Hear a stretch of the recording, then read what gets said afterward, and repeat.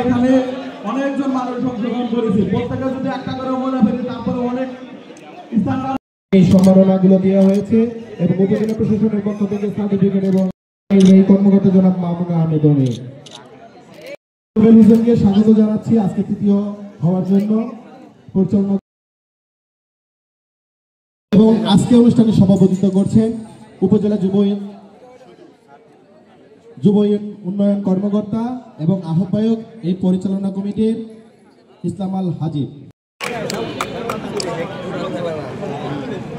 এরপরে হচ্ছে